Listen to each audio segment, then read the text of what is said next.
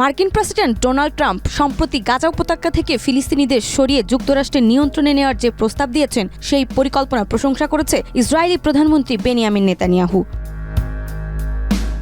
6 ফেব্রুয়ারি Fox নিউজকে দেওয়া সাক্ষাৎকারে নেতানিয়াহু সরাসরি ট্রাম্পের গাজা নিয়ন্ত্রণ নেওয়ার পরিকল্পনা নিয়ে কিছু না বললেও গাজা থেকে ফিলিস্তিনিদের সরানোর পরিকল্পনার সমর্থন জানিয়েছেন। ইসরায়েলি প্রধানমন্ত্রী বেনিয়ামিন নেতানিয়াহু এই প্রস্তাবকে সমর্থন জানিয়ে বলেছেন, এটি একটি চমৎকার ধারণা। আমি মনে করি এটি সত্যিই অনুসরণ করা উচিত, কারণ এটি সবার জন্য একটি ভিন্ন ভবিষ্যৎ তৈরি করবে।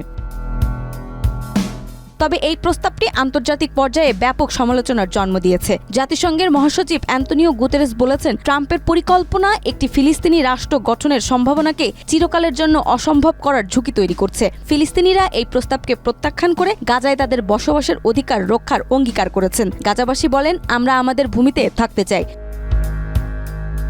এছাড়া অন্যান্য আরব দেশ এবং আন্তর্জাতিক সম্প্রদায়ও এই প্রস্তাবের বিরুদ্ধে তাদের উদ্বেগ প্রকাশ করেছেন, যা মধ্যপ্রাচ্যের স্থিতিশীলতার জন্য হুমকি হতে পারে বলে তারা মনে করেন।